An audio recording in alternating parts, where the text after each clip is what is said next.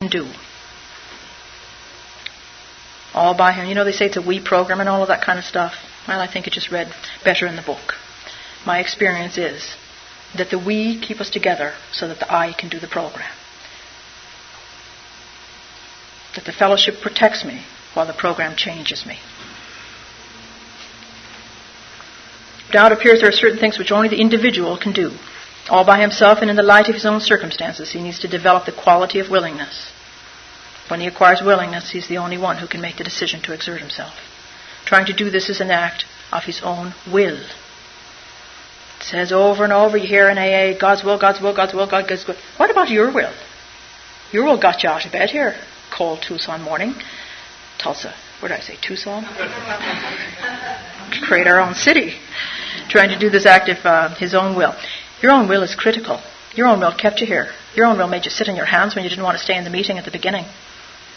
Your own will found the chair. Your own will found the sponsor. Your own will found the friend. Don't ever underestimate the power of your own will.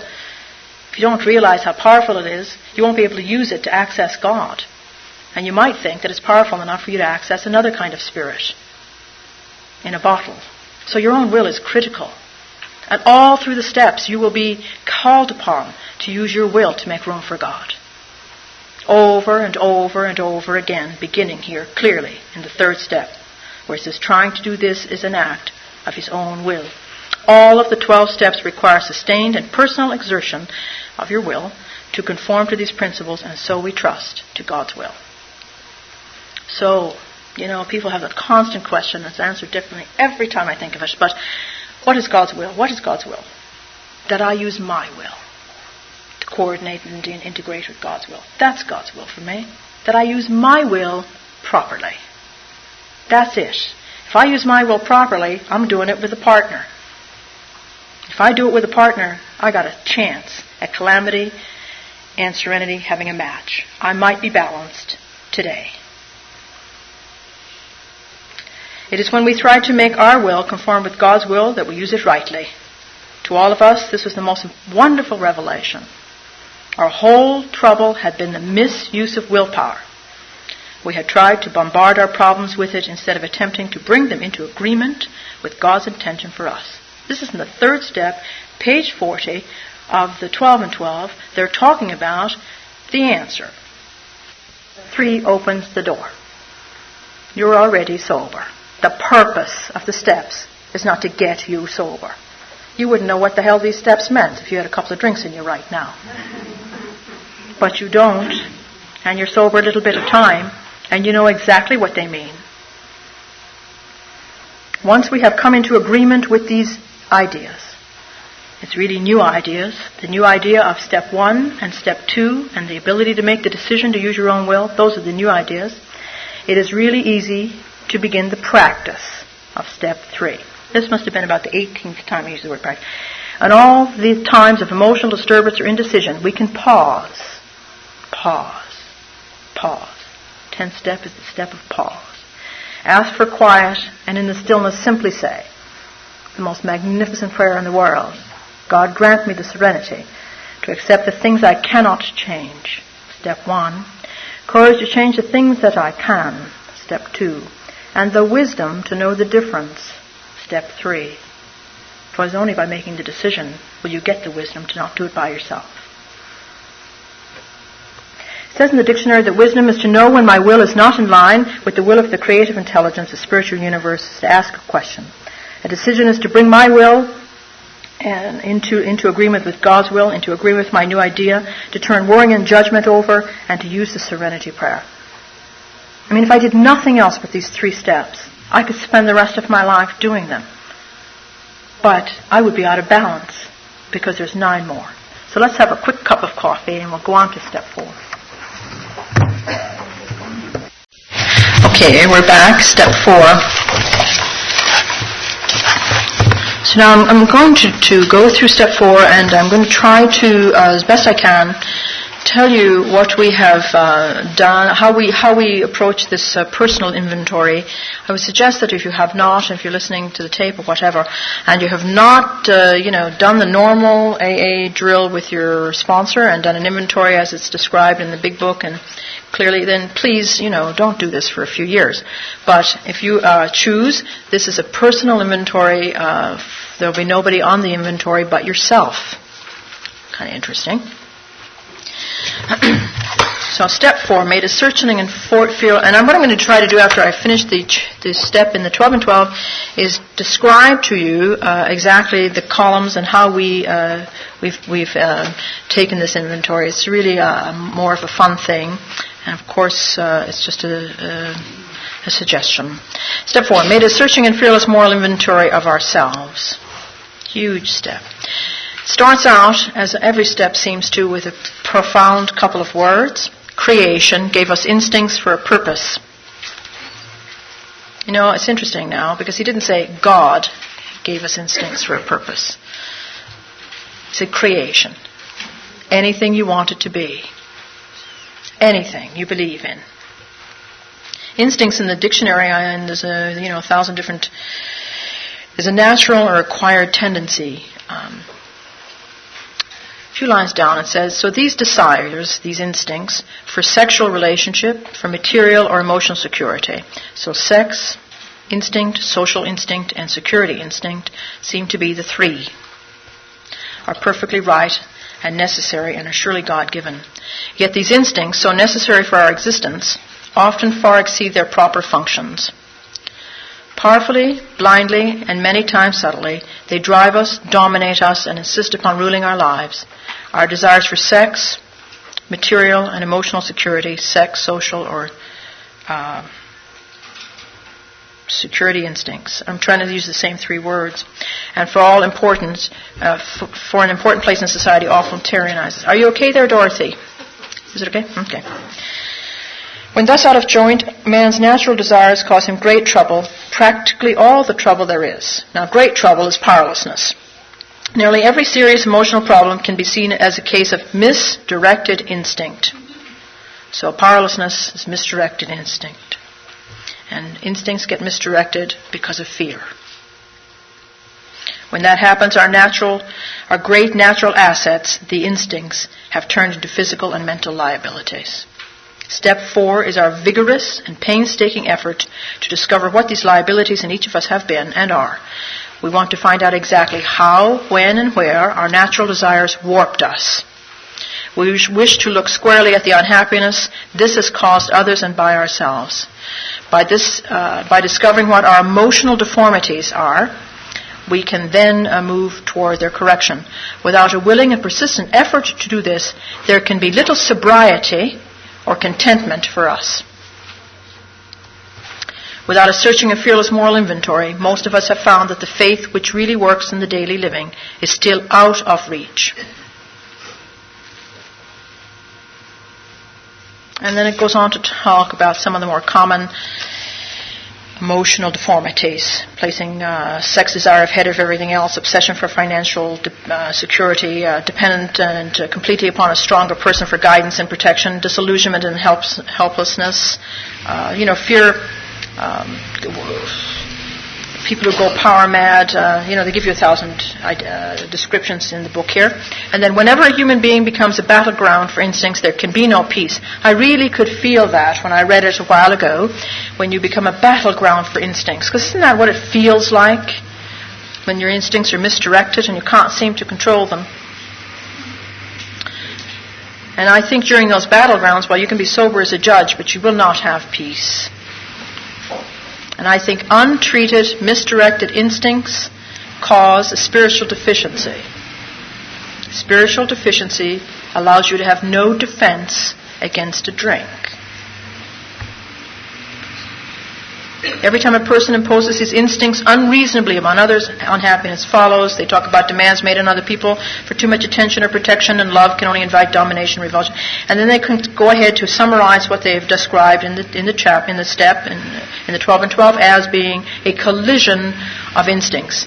Also in the 12 and 12, on the prior page, they called it misdirected instincts. Now it's a collision of instincts. In these ways, we are set in conflict not only with ourselves, but with other people who have instincts too. So it's no surprise to me that later on, we're going to need steps 8 and 9 and 10 and 11, obviously, for these other people who have these misdirected instincts, and we have our misdirected instincts, and boom, there's this big collision. Alcoholics especially should be able to see that instinct run wild in themselves is the underlying cause of their destructive drinking. So as we discussed a few moments ago, that if you do not handle these misdirected instincts, and they create a spiritual deficiency that then tells you that you no longer need Alcoholics Anonymous or need to attend meetings or need to stay close, then you will go back to that solution. The opposite of that solution of drinking is to make a decision to go to God. So let it not be misunderstood that it is necessary and very important for us to find out what that underlying cause of these things are. Because peace of mind is the greatest, and enlarging your spiritual condition is the protection against ever having to go back to the disease of alcoholism. And then now he goes on to call it deeper and deeper and deeper, because you can see usually in the reading of the steps, start out here, get a little more redundant, and eventually you'll start to feel it right in here. So now he says, this perverse soul sickness is not pleasant to look upon. So we've gone from misdirected instincts to a collision of instincts to perverse soul sickness. All the same thing. Instincts on a rampage. Balk at investigation. Is it not true? The minute we make a serious attempt to probe them, we are liable to suffer severe reactions. Now, some of the severe reactions, when you begin to look at yourself in this deep spiritual manner, in this layer below all of it, this physical, emotional, spiritual, the triangle, the shamrock, all of it, the three parts. I mean, when you get to this part and you're hitting here, well, you can plan on things happening. Depression, dark, anger, rage, whatever. I mean, self-directed anger, fears, because fears will go to battle to defend themselves. They will go to battle. The fear inside of you will go to battle to defend its right to stay in you. And you are going to be reasonably defenseless at the beginning because you are familiar with going to battle, with your fear. That's your partner. Your partner is fear. The two of you team up and you've gone out there and you've done life. And now what this is saying, well, you must look at this partner and replace that partner. Oh, do you think that partner is going to go willingly? Absolutely not. Do you think you're going to feel trust enough to let that partner go? Well, no, you're probably not. Because you've had more familiarity with that partner called fear than you have with God. You can also touch and feel and taste that fear. So you're liable to suffer severe reactions. And then they go on to tell you, what some of those reactions could possibly be, so that you can anticipate having them. The self-directed anger, which is depression. So there's a depressive possibility. There is a pride in reverse, grandiosity. This being so, we think it logically follows that sobriety, first, last, and all the time, is the only thing we need to work for. We believe that our one-time good character will be revived the moment we quit alcohol. If we are pretty nice people all along, except for our drinking, what need is there for moral inventory now that we are sober? The most common defense against having to look at yourself. Giant misconception. We also clutch at another wrong, wonderful excuse for avoiding an inventory. Our present anxieties and troubles, we cry, are caused by the behavior of other people. So then we start blaming right away. Therefore, we think our indignation is justified and reasonable, that our resentments are the right kind. Now, I don't know what the right kind of a resentment you have, but every time I have the right kind of resentment, I am in judgment. This is, then the sponsor promptly proves by talking freely and easily and without exhibitionism about his own defects, past and present. Present as a sober human being. This calm yet realistic stock taking is immensely reassuring. The sponsor points out that the newcomer has some assets which can be noted along with his liabilities. This tends to clear away the morbidity and encourage balance. Certain words should be popping out to you all over the place here that you should be thinking about in this month as you work each step. Balance. As soon as he begins to be more objective, the newcomer can fearlessly rather than fearfully look at his own defects. When they say encourage balance, I can't see the word balance now without thinking of sanity. I can't think of the word balance without thinking of unmanageability. The decision is not made to treat unmanageability and go to God with it, it will become insanity. If it's insanity, it's out of balance. This is because people who are driven by pride, self-consciously blind themselves to their liabilities. These newcomers scarcely need comforting. The problem is to help them discover a chink in the walls their ego has built through which the light of reason can shine. Every time I read this newcomer, it says these newcomers, I know that when I found I was always on the path, but I was not searching. I was on the path the minute I joined Alcoholics Anonymous. You are placed on the path. You say, I can't find God, I'm not on the path. Yeah, you're on the path. The minute you got sober, got plunked into AA, you're on the path. You may not be looking around, and thus not searching, but you're on the path. It's impossible not to be on the path. Whether you like it or not, and you think it's a spiritual program or you don't, you're on the path. Searching, now that's a whole other story. And then they talk about the other things that you have to deal with, self-justification and everything. So it never occurred to us that we needed to change ourselves to meet conditions, whatever they were. Now, is that not one of the greatest definitions of humility? That it would occur to you that you needed to change yourself to meet conditions, whatever they were. The part that sentence could be ended with is without judgment and with acceptance. It never occurred to us that we needed to change ourselves to meet conditions, whatever they were, without judgment and with complete acceptance. Not much is required, is it? But in AA, we slowly learned that something had to be done about our resentment, self-pity, and unwarranted pride. We learned that if we were seriously disturbed, which is worried, our first need was to quiet that disturbance. How do you quiet a disturbance? How do you quiet a disturbance? You accept it and you do not judge it. Now you may accept it, but if you're judging it, it is not quiet. Regardless of who or what we thought caused it. As you know, in step 3 it said very simply, and in step 2 also, we must stop fighting everything and everybody. Tremendous promise here. We learned that if we're seriously disturbing, when I'm disturbed, I'm worried. Our first need was to quiet that disturbance, regardless of who or what we thought caused it.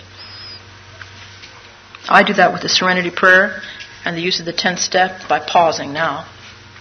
To see, first of all, we had to admit that we had many defects. Step 6. Even though such disclosures were painful and humiliating. Where other people were concerned, we had to drop the word blame from our speech and thought. No judgment whatsoever. For we had started to get a perspective on ourselves, which is another way of saying that we were gaining in humility. And what is a perspective on yourself? How do you get a perspective on yourself? Accept yourself. If you begin to accept yourself, you get a perspective on yourself you've never seen before. His individual character defects, human beings are never quite alike, so each of us, when making an inventory, will need to determine what his individual character defects are. Having found the shoes that fit, he ought to step into them and walk with new confidence that he is at last on the right track. Excellent. Again, we're talking about acceptance.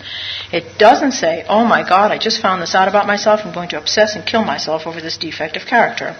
I'm going to dwell upon this and I'm going to talk about it in every meeting I can possibly find. And every other human being I can possibly find, because I can't believe that I have this. I cannot believe that I am like this. Oh my God. It says quite simply here. Having found the shoes that fit, the uncomfortable shoe be it, he ought to step into them and walk with new confidence that he's on right. I mean, isn't that fantastic?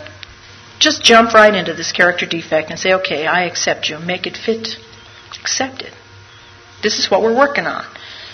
Shine a light on that character defect. Keep the light on it. It's going to go away. The good and the bad. You see, I think in the spiritual universe there is no good or bad, right or wrong, reward or punishment for that matter. There's nothing like that. There's just experience. There's just experience. The experience of here it is, I accept it, move on. New experience, must accept it, move on. New experience, gotta accept it, move on. Incredible. What comes with each move on? Thank you for the miracle of being able to see this and move on. Thank you for the miracle. Thank you for the miracle. Oh, I'm having a miracle. Oh, we're in a miracle. It is a miracle. All because I didn't have something I liked. And I began to learn how to accept it. It was such a shock for me. I used to think that, you accept it. I don't know, years ago when I was in the 70s when I first got sober just a couple of years, and the Gestalt therapy thing was really, really big. We're all going to therapy and we're all banging each other with batons and whatever. Got to accept all this stuff and accepting. And because one of the great things about being sober is you get to do it all. The latest thing, the latest guru, the latest whatever. We're all out there doing it. I mean, they should take some survey of how many people are on AA. Hell, we'd all be out there doing it. Always looking. The people that have the answer are out there looking the most, right? So I'm out there, and they would say to us, "Well, you have to accept this thing about yourself." And I say, "Fine, I accept it. I accept this. I accept this." And I, beat a pillow with a baton and all that kind of thing. But I never made it my own. I never made it my own. I accepted it, but I judged it. I didn't like it. I didn't like it. So now, is that really loving acceptance? No. That's I accept it, and I can't believe that I have this problem. So whatever it was that I accepted just got washed out by not the grace of God and the light of God and be removed, but by another problem that I've now compounded it with that I now don't accept.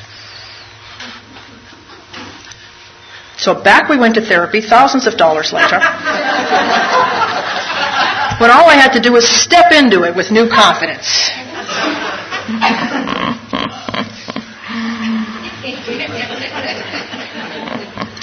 But all who are least reasonable will agree upon one point, that there is plenty wrong with us alcoholics, about which plenty will have to be done if we are to accept sobriety, number 1, progress, number 2, and any real ability to cope with life, number 3. Powerless over alcohol, sobriety. Restored to sanity, coming to believe, progress. Any real ability to cope, the decision to get help. 1, 2, 3. Steps are everywhere. From once you start seeing them in everything you read, and every way you read, and everything you talk, and everything that everybody says to you, and everything you listen to, my God, they become ingrained in you so that you almost don't know how to function without the steps. You wear them like a loose garment. They become part of you. To avoid falling into confusion over the names, these defects should be called, let's take a universally recognized list of major human failings, the 7 deadly sins: pride, greed, lust, anger, gluttony, envy, and sloth.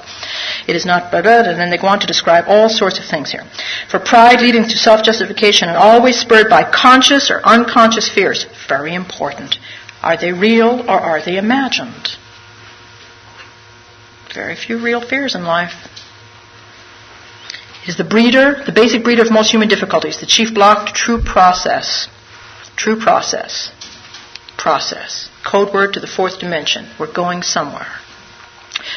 Pride lures us into making demands upon ourselves or others which cannot be met without perverting or misusing our God-given instincts. Out of balance. When the satisfaction for our instincts of sex, security, and society become the sole objects of our life, then pride steps in to justify our excesses. All of these failings generate fear.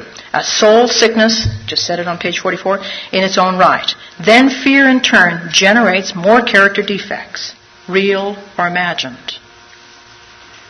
Unreasonable fear, imagined, that our instincts will not be satisfied drives us to covet the possession of others, to lust for sex and power, to become angry, envious, eat, drink, grab for more, fearing we shall never have enough.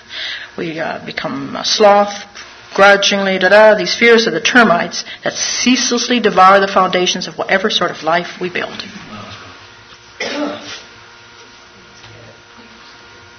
Now, I don't know about termites. We got them. Santa Monica by the sea there. It's a great building. Thousands of little termites. I mean, they are like endless, these things. Little termite stuff everywhere. So when I saw this thing, and I now have termites, I thought, Jesus, it took on a new meaning. I mean, if I could put as much vigilance and diligence into building my spiritual foundation as those termites have in taking down our building.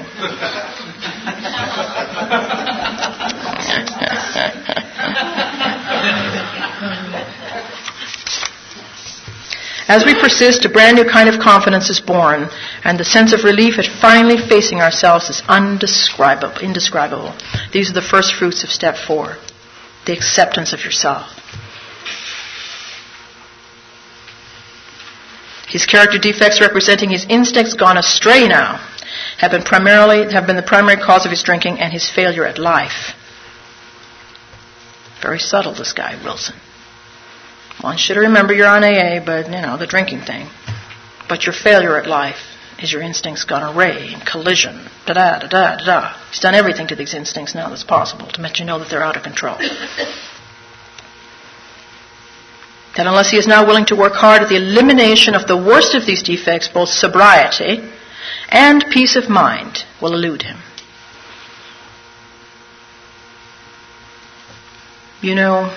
I'm not certain there's a difference anymore for me between sobriety and peace of mind. I think there's a difference between being dry and being sober. That's a whole other conversation. Now, willing to commence the search for his own defects, he will ask, critical word here, ask, just how do I go about this? A question. Can you imagine? They have a question here. How do I take this inventory? And of course, as you know, the best way to start an inventory, if you're stuck on taking one, is to ask 1,000 questions. Questions you would ask will get you going. So step 4 is the beginning of a lifetime practice. Now, it doesn't say do this once, you'll never have to do it again. It says the beginning of a lifetime practice.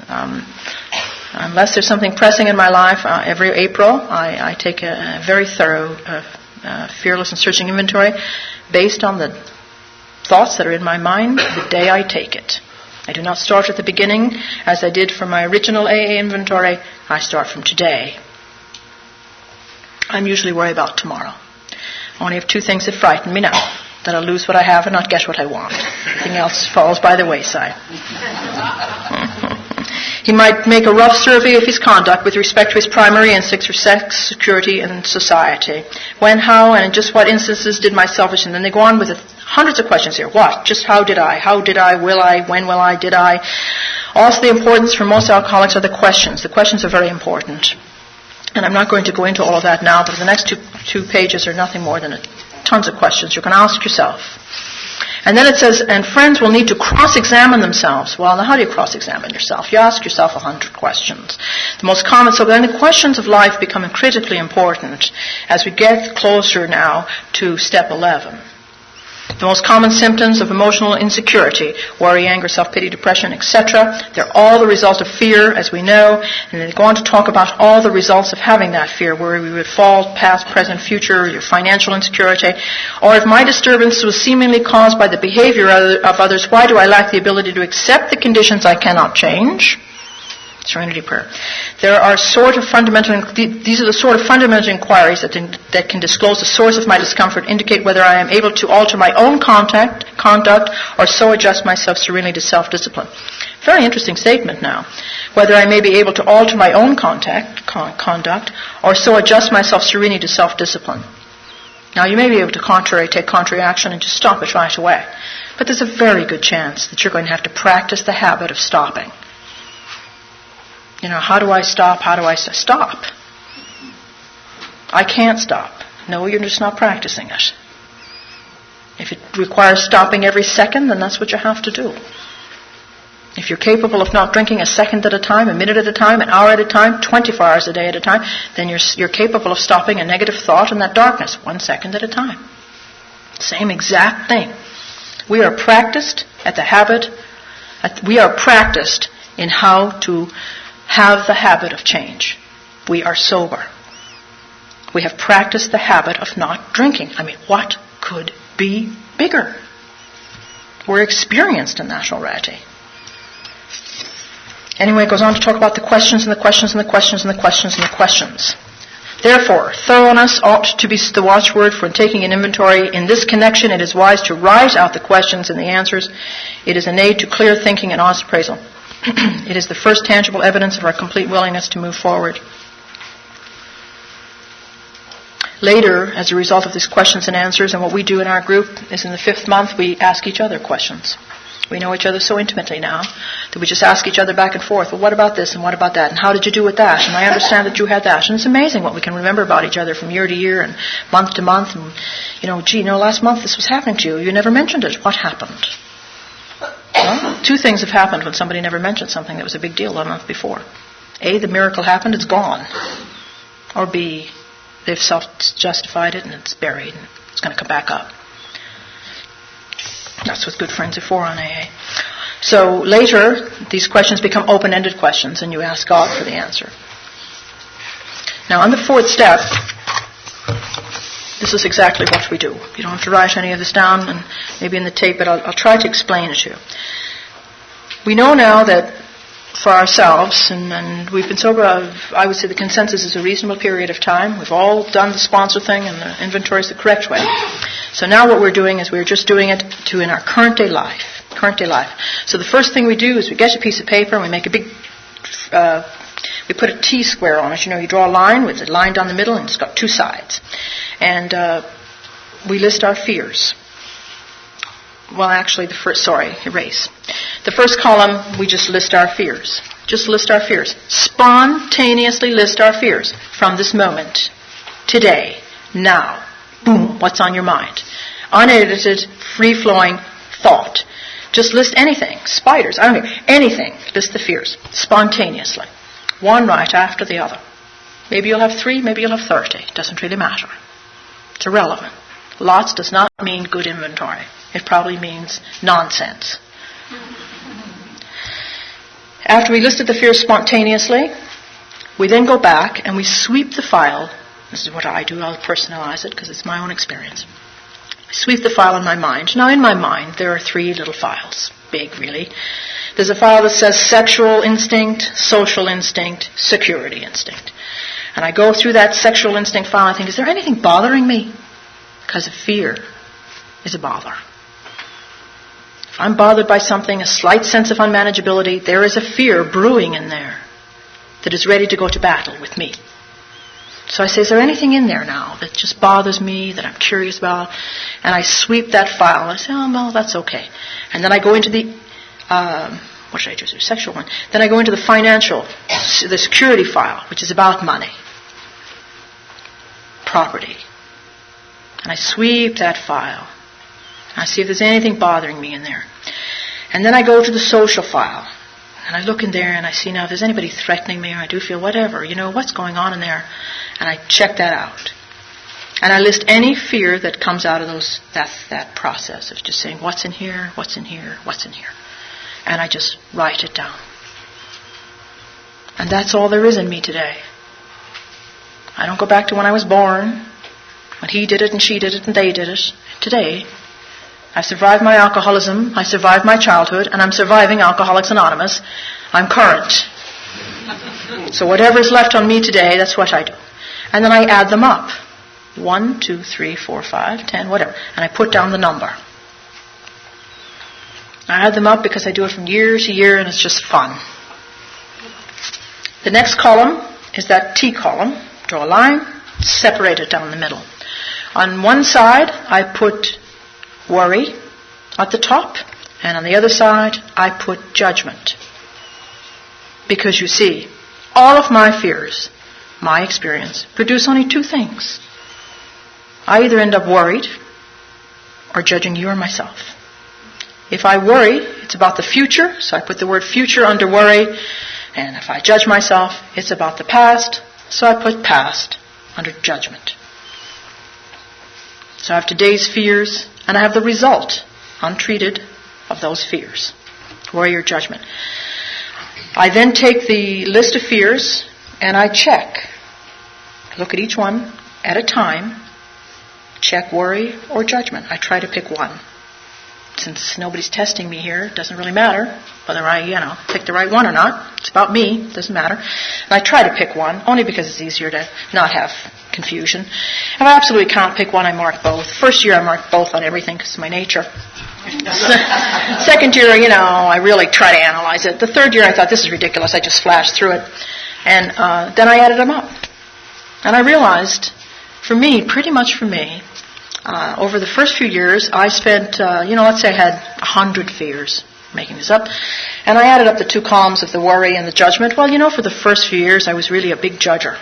But I got really kind of good at the steps and realized how really sick and the soul perversion of this judgment was for me. So I kind of worked on that. So it was like maybe 70 little things under judgment and 30 under worry.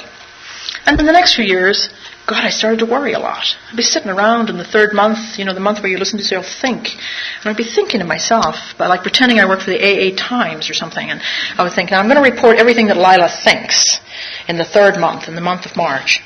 And the stuff that I would think, I would worry myself to death. I think, geez, you do nothing but worry. You don't even have to worry. You worry about things you don't even have to worry about. You create things to worry about. It was really a productive means of constructive thinking.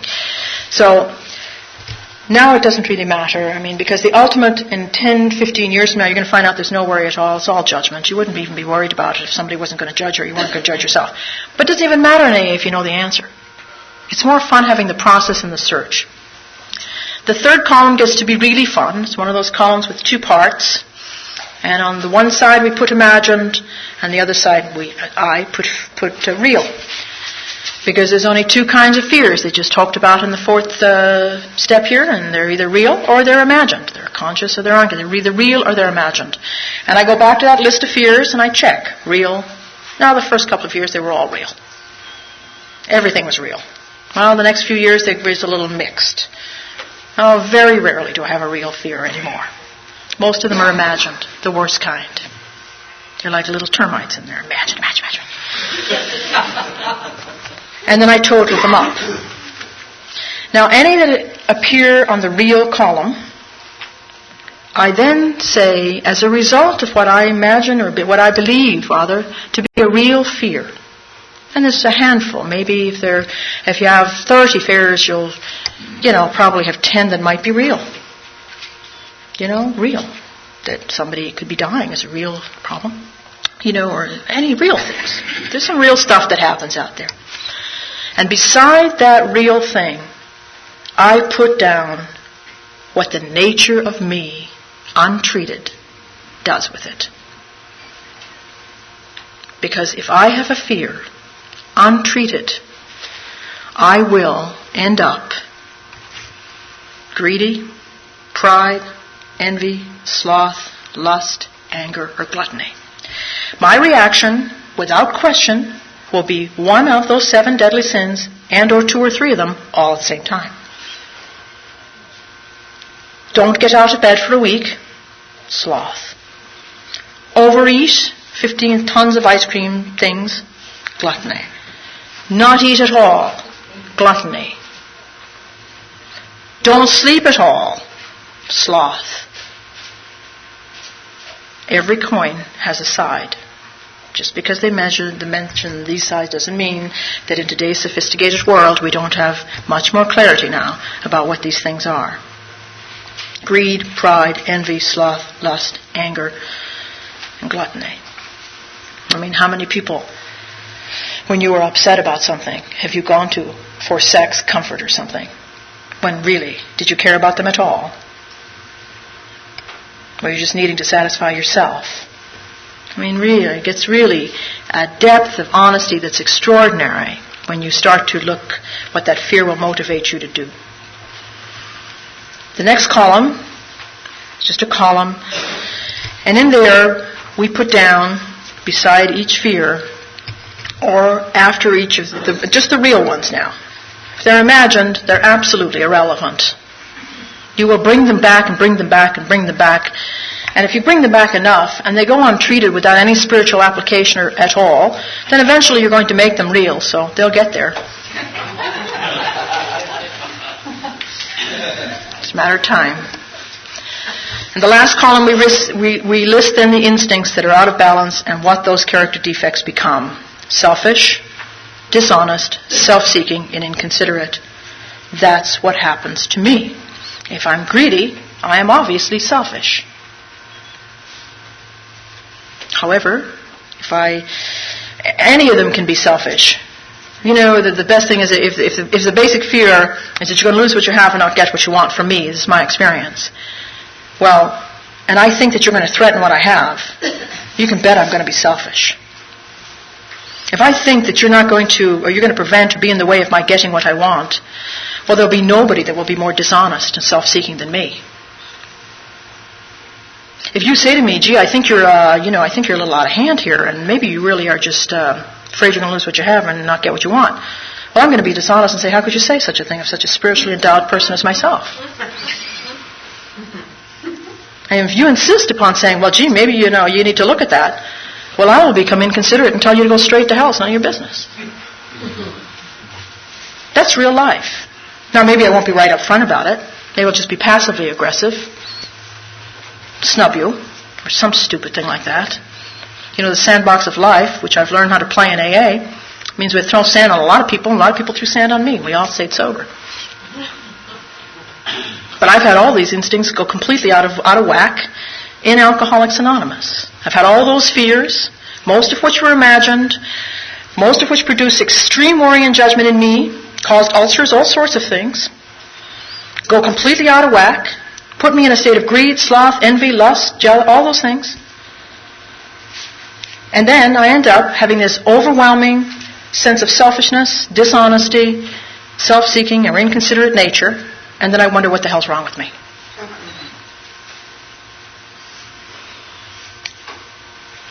That's all we do. Because there's no other names on this inventory but mine. None. The first inventory I ever took that preceded this one, I wrote everybody's name down. Everybody had something to do with something. If I could eliminate all those people. And then somebody, I think it doesn't matter who said, somebody said, well, gee, you got all these names here. I said, well, yeah, of course I do. I'm trying to figure out how to handle those people. And I said, well, why don't you change all those names to I. I must have had 50 names. I thought it was a stupid exercise. But by the 10th I kind of got it. That even if they were at fault, didn't really matter. Because I took it on. And I owned it, and it was all about me. So now, if somebody's doing something to me, I no longer wonder what it is that they're doing to me. I'm more concerned with what fear I will have in me that will defend me. Because I'm used to defending myself. I've defended myself my whole life. I thought alcohol was the best defender and ally I could ever have in that defense.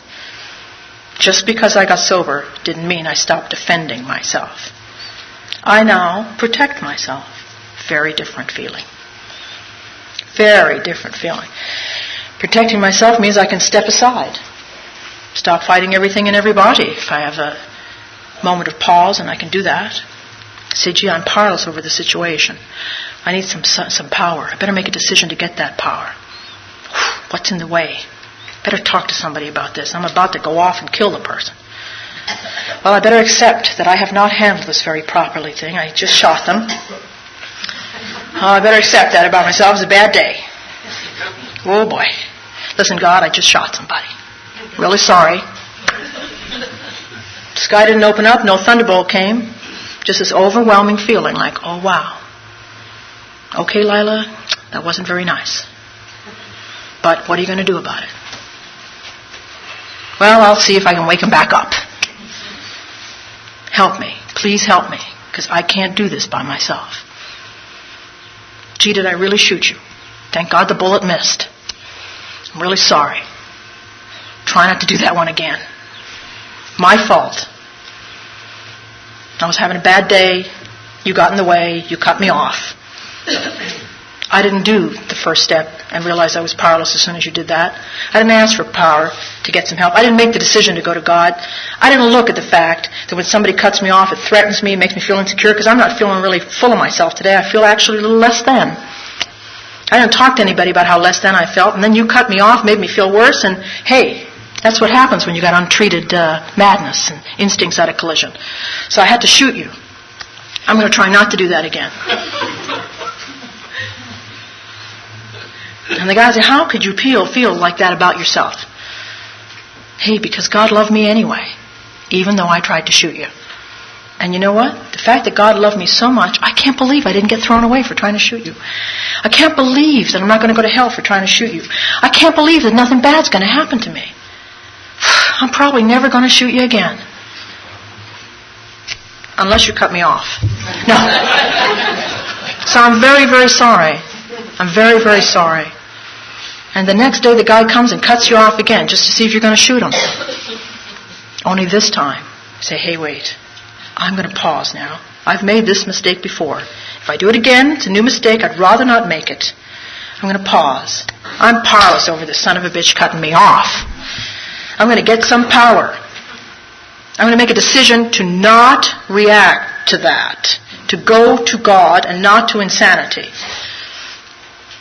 The fear inside of me says, get him. But the voice of the person that I talked to the last time I did that said, you don't have to, you can stop fighting everything and everybody. It's okay. And then I can say, oh, it's okay. I accept that I want to get him. Will you help me, step 7? Please help me. I want to get him. Please help me. By myself, I'll go get him. With you, I won't. Wave to him as he goes by. Hey, this is the amend, buddy. I almost got you again. Thank God I'm back in balance in my mind. Whew, I'm current again until the next time somebody cuts me off. Dear God, what do I do the next time he cuts me off? What if he cuts me off again? When he cuts me off, how am I going to handle it? And 1,000 questions go through my mind so that I don't have to fantasize what I'm going to do to him. I just ask the questions. I don't think about what I'm going to do to him. And I have some peace. And I didn't cut him off. And he's gone on his way, and I'm driving on my way, and I forget about the guy. And I run into Jane, and she says, well, what happened on the way down the freeway? I say, hey, I don't know. I had a great trip over here. It was beautiful. No traffic, nothing. She says, nobody tried to cut you off. Oh, yeah, some guy tried to cut me off, but I completely forgot about it. And then I can say, thank you. Now, that's a long-winded, real-life situation of maniac drinking, doing all the things that you were doing, spitting in the face of God, did not throw you away then. Do you think that you were going to be thrown away because as a sober member of Alcoholics Anonymous and a little pilgrim on the walk of life, you're not nice? No. It's impossible to be thrown away. There's no waste in God's universe. There's no right, there's no wrong, there's no good, there's no bad, there's no waste. There's no judgment, and there's no worry. There's just unending, ever to be received, positive, flowing light. I need that stuff. I needed a lot of alcohol. I need a lot of God. On step 5, we meet in the month of May. This is submitted to God, to ourselves, and another human being, the exact nature of our wrongs. The nature of our wrongs. Selfish, dishonest, self-seeking, and inconsiderate. It says, of all A's 12 steps, asked us to go contrary to our natural desires. Our natural desire, self-preservation, is on page 64. When it comes to ego deflation, the few steps are harder to take than 5, but scarcely any step is more necessary to long-time sobriety and peace of mind than this one. AA experiences thought that we cannot live alone with our pressing problems and the character defects which cause or aggravate them. If we have swept the searchlight of step 4 back and forth over our careers. Now just remember that little files in your mind. Sweep those files. Same thing as searchlight. Sweep that searchlight back and forth over all those fears. And it has revealed a stark relief those experiences we'd rather not remember if we have come to know how wrong thinking, which is our will, and action, which is our life, have hurt us and others, then the need to quit living by ourselves with these tormenting ghosts of yesterday get more urgent than ever. Turn our will and our life.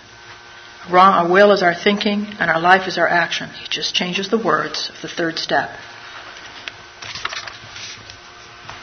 Even AA old-timers, sober for years, often pay dearly for skipping this step. They will tell how they tried to carry the load alone, how much they suffered of irritability, anxiety, remorse, and depression, and how unconsciously, seeking relief, they would sometimes accuse even their best friends of the very character defects they themselves were trying to conceal. Judgment. They always discovered that relief never came by confessing the sins of other people. Everybody had to confess their own. Many meetings, we always say, and I'm sure it's everywhere, welcome the newcomer, welcome the newcomer. In my mind, I say to myself, welcome to you, the old-timer. The pain of sitting in a meeting and not having talked, as a newcomer talks regularly, can be very, very, very hard. And yet we still keep coming. Most of us would declare that without a fearless admission of our defects to another human being, we could not stay sober. It seems plain that the grace of God will not enter to expel our destructive obsessions until we're willing to try this. It doesn't say you have to do it forever, just try it once. As you well know, the minute you try that once, you'll do it again and again and again.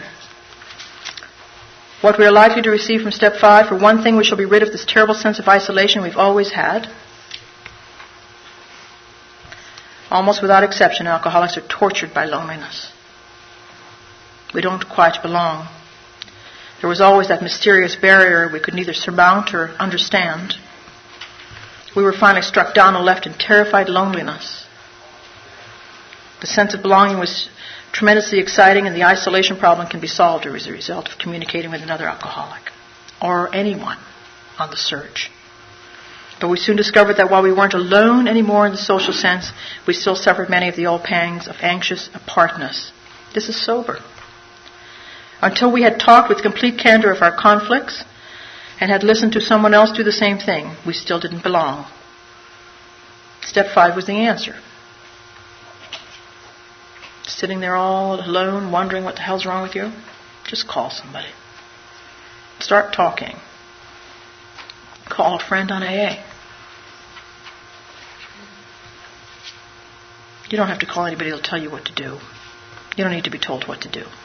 You just need to ask questions. You just need to talk. You'll know what to do.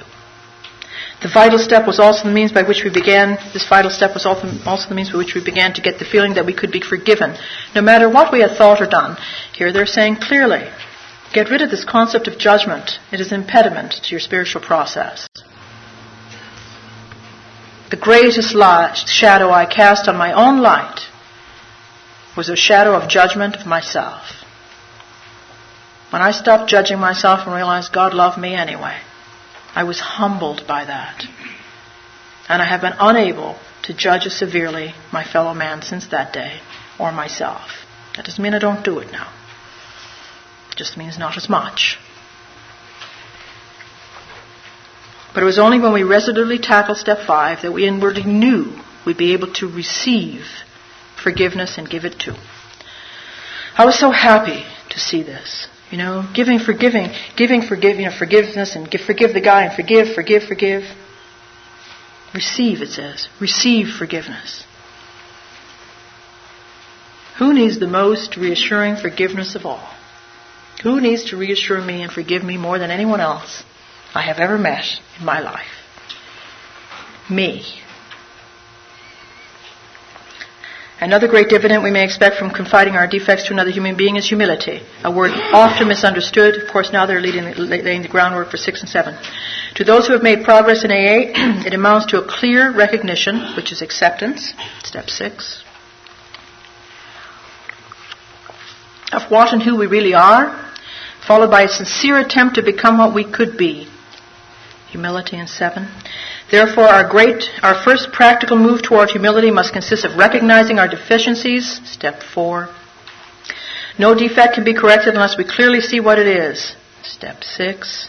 Clearly see it. After you've talked to 5, your sponsor, you're clearly seeing it. You're bringing something specific to God, not bringing 1,600 years of torturous inventory. You're bringing a problem you have today. The objective look at ourselves was achieved in step 4 was, after all, only a look. All of us saw, for example, that we lacked honesty and tolerance, and that we were beset at times by taxes. And then it goes on to talk about the things that, again, come up when you're starting to uncover, discover, and discard these things. Though now recognized, our defects are still there. Something had to be done about them, and we soon found that we could not wish or will them away by ourselves. More realism and therefore more honesty about ourselves are the great gains we make under the influence of Step 5. More realism and more honesty.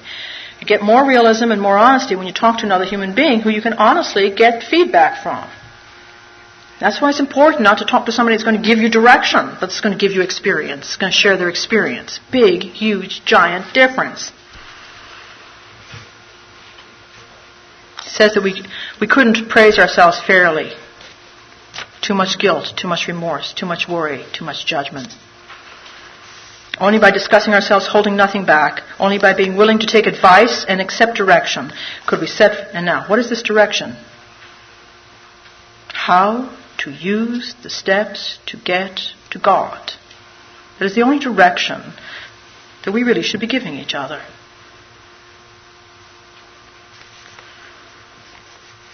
Could we set foot on the road to straight thinking, Step 5, solid honesty, Step 6, which is acceptance, and genuine humility, Step 7. Though we may at first be startled to realize that God knows all about us, we're apt to get used to that quite quickly. When we are honest with another person, it confirms that we've been honest with ourselves and with God. I mean, this happens to me regularly. I mean, I figure God loves me and, I get used to it. But my friend Gretchen reminds me regularly. My friend Jane reminds me regularly. My friend Sylvia reminds me regularly. You may think you're okay, but we've noticed.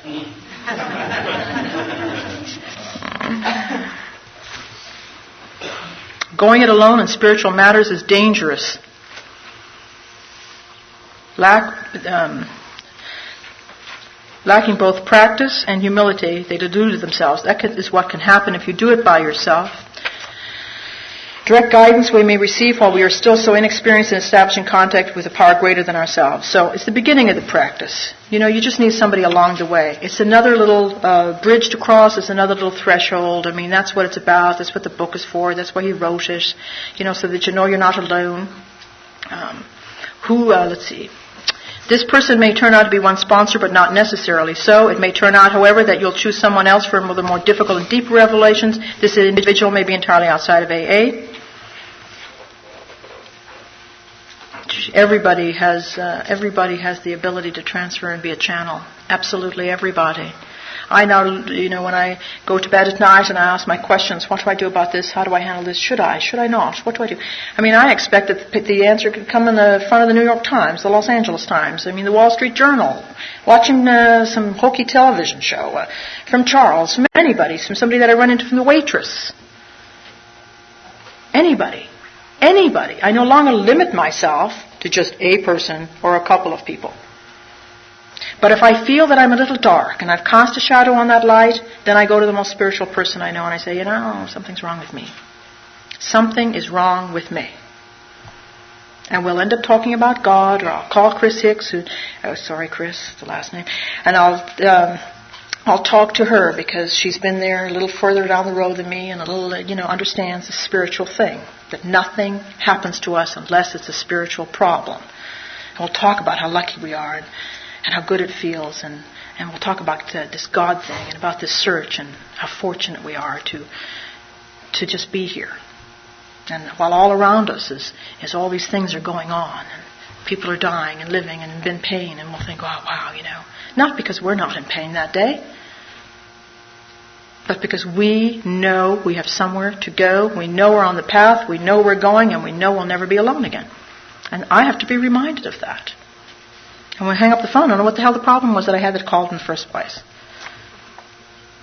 No one ought to say the AA program requires no willpower. Here is one place where you require all you've got. Again, they're talking about your use of the will. God will do for you what you cannot do for yourself. Newcomer, under the grace of God, this little umbrella, floating around, absolutely safe, safest place you've ever been in your whole life. Terrific. After a while, it'll start to rain life.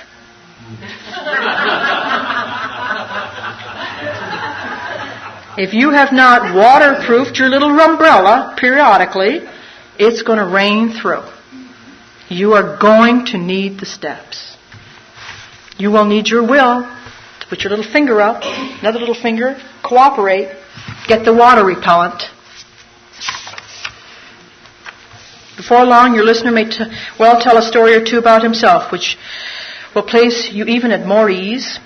Provided you hold nothing back, your sense of relief will mount from minute to minute. The dammed up emotions of years will break out of their confinement. This can happen regularly. Sober members of AA can have this experience at 20 and 25 years.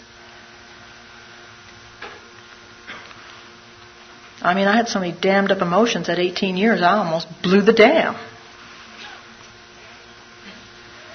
And miraculously vanish as soon as they're exposed. One of the great benefits of any length of time on AA is that you do enough of this stuff, you do not have to worry about the things going away. You know they go away. You know because you forget them. You know that you're driving home, you forgot. They vanish, and you expect them to vanish. You say, oh yeah, they just vanished. And you say, oh yeah. And you're describing a major miracle. A person who could let go of nothing until you were unconscious. No, they just vanish. And you go, oh, yeah. It says, the dammed up emotions of years break out of their confinement and miraculously vanish as soon as they are exposed. You expose any problem to the light of the spiritual universe, to this creative intelligence, to this friend, to this God, to this power, and it will absolutely not be able to take it. Just like Dracula in the movies.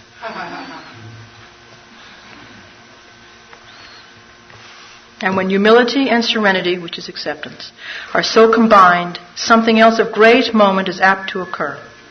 Many an AA, once an agnostic or as atheist, tells us that this is during the stage of step 5 that he actually felt the presence of God. I can't imagine that many of you have not felt that. I can't imagine if you're anything like me that you have forgotten what it feels like. It is so important to not forget and to begin to know that in the search, your search is to remember God. You've been there. You've had it all. You need to be restored to that place. Been there.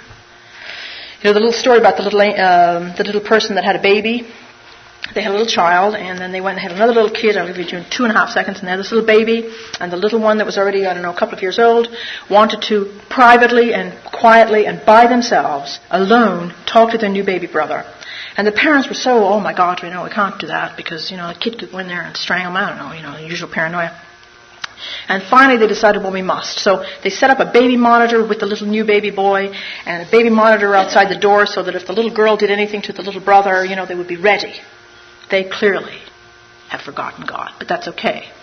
So they had all this thing all set up, and they said to the little girl, all right, you can talk to your baby brother by yourself.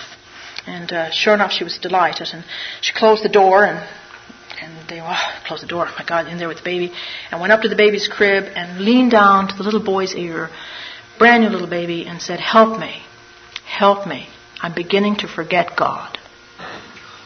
Now, I don't know how old you are, I don't know how long you've been sober, it's irrelevant. But I can tell you something. I am just beginning to remember God. I'm 50 years of old age, I'm 28 and a half years sober, and I'm just beginning to remember God. And the slightest memory is changing my life. It's giving me strength to do things I never thought I could do. The strength to do nothing.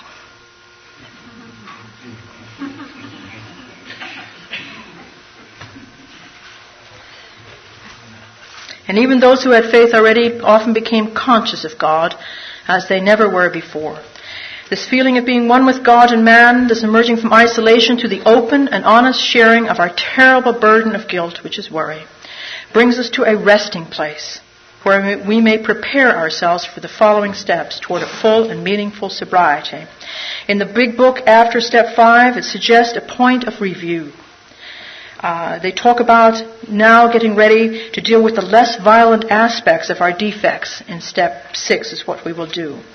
The practice of feeling one with God and experiencing more realism and honesty.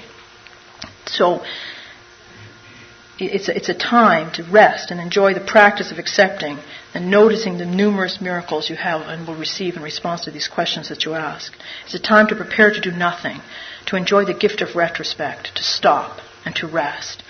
That you've become honest and you will have this new integrity that's deeper and new meaning that you had before, and to appreciate all that's happened to you in the first 5 steps of this program before you go on.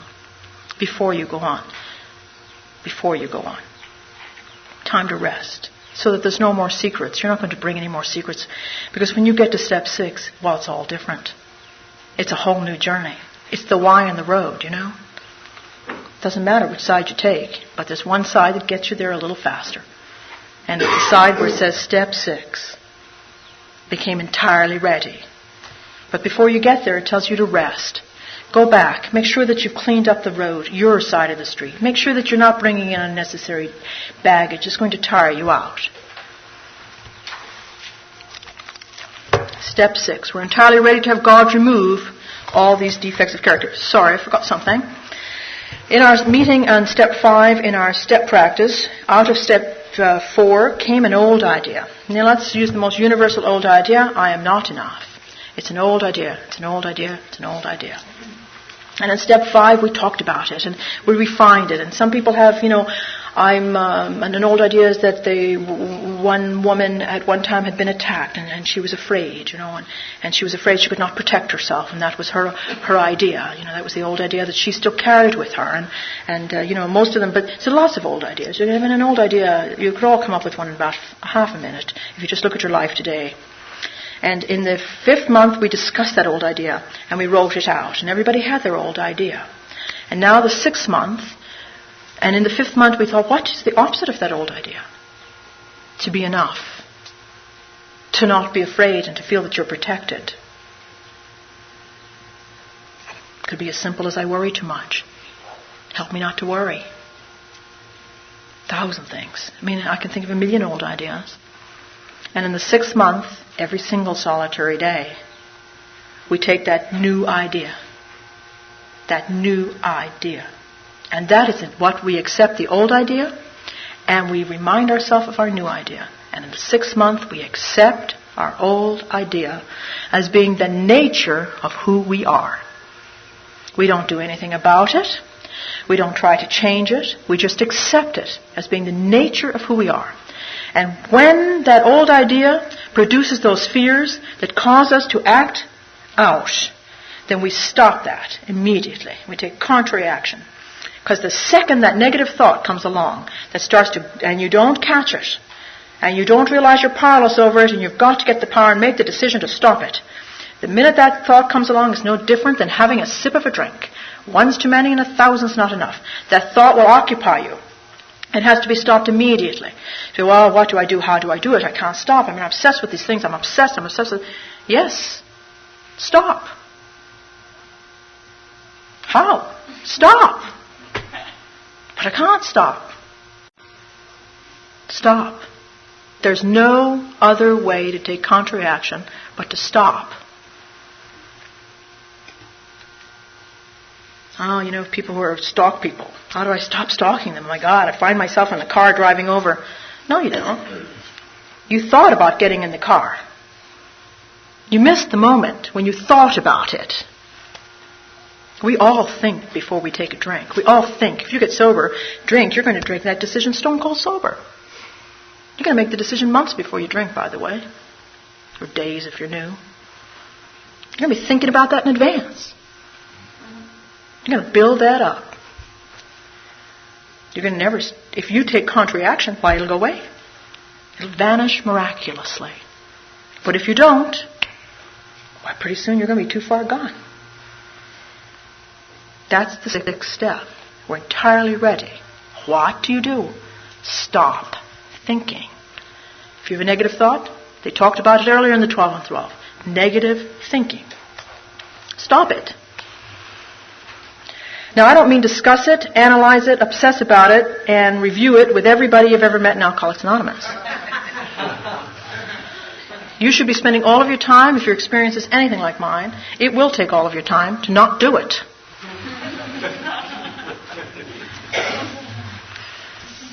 This is the step that separates the men from the boys, girls from the ladies. So it declares a well-loved church. Okay, enough willingness and honesty to repeatedly try step 6 without any reservation whatsoever. The last step that they used without any reservation whatsoever was in the first step, when it related to your drinking. This is how important it is now that it relates to your thinking.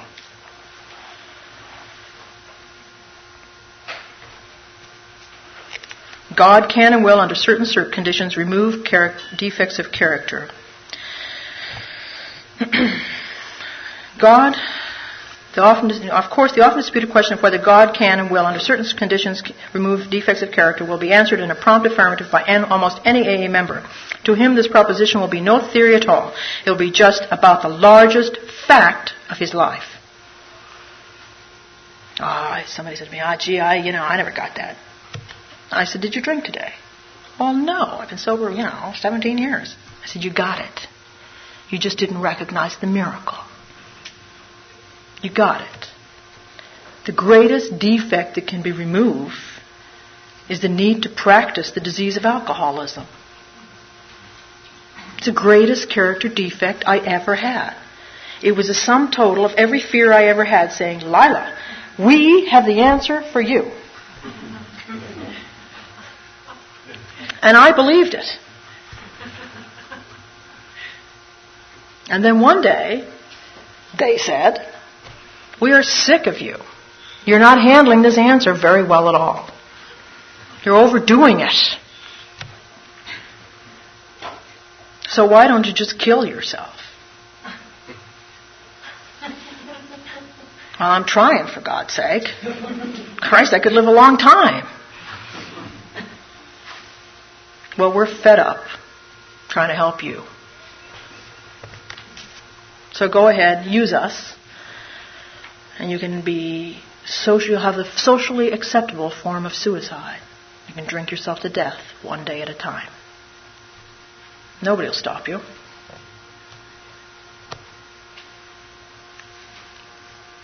So that is a huge defect of character, that I would choose that.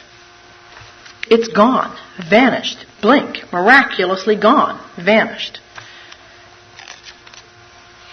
Why is it, and I didn't do anything about it, by the way. I just woke up one day, crawled up the bathroom sink, came out of an unconscious state asking God to help me, pop, the next thing you know, I'm in an AA meeting. How the hell did that happen? Series of events. From that unconscious, practically conscious, unconscious, half a prayer, didn't even want to pray to it, wasn't praying to anything I believed in, didn't even care if God existed, preferred not. Come right out of this drunken state, asking for help, must have had a moment where I wished it were true. Must have had a moment of honesty about my disease.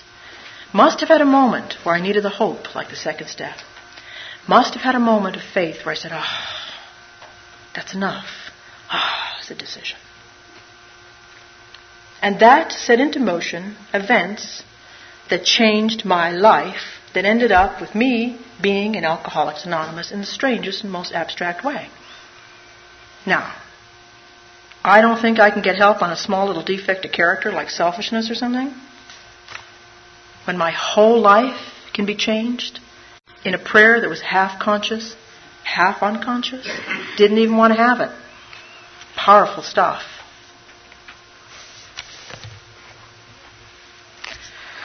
But when I became willing to clean house, which means to take contrary action on all of this information that you've already done in 4 or 5. You've already cleaned house in 4 or 5. You've discussed it. Now you know what the hell's wrong with you today. When I became willing to clean house and then asked a higher power, God as I understood him, to give me release, my obsession to drink vanished.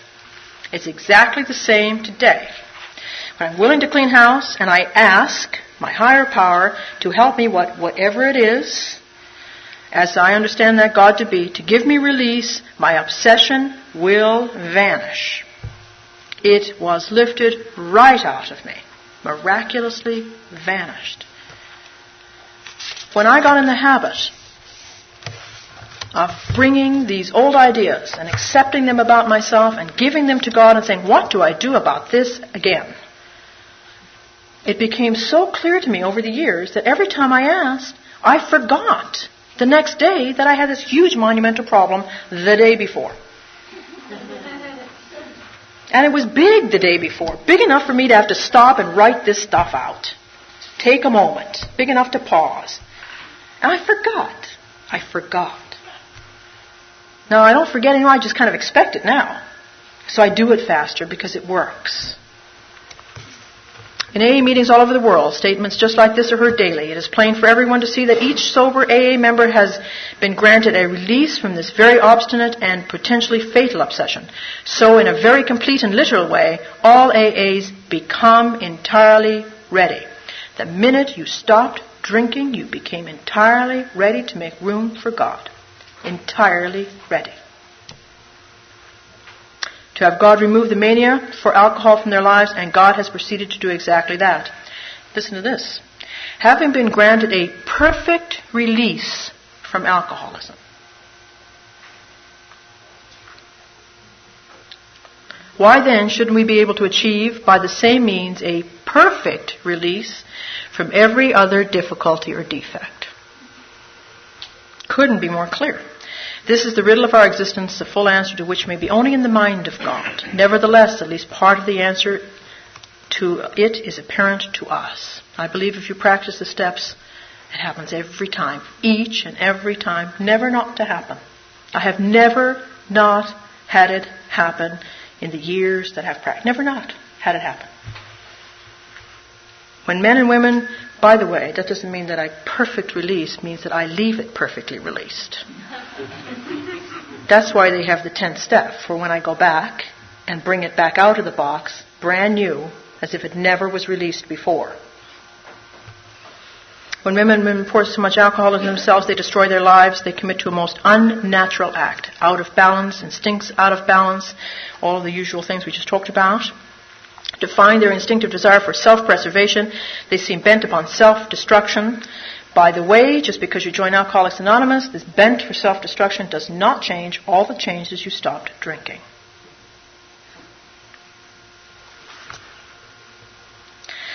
They worked against their own deepest instinct, the instinct we talked about earlier of self-preservation, as they are humbled by the terrific beating administered by alcohol. The grace of God can enter them and expel their obsession. Here, the powerful instinct to live, by the way, the instinct to live fully and joyfully, the instinct to live is the absolute perfect cooperation between God's will and your will. The instinct to live can cooperate fully with their Creator's desire to give them new life.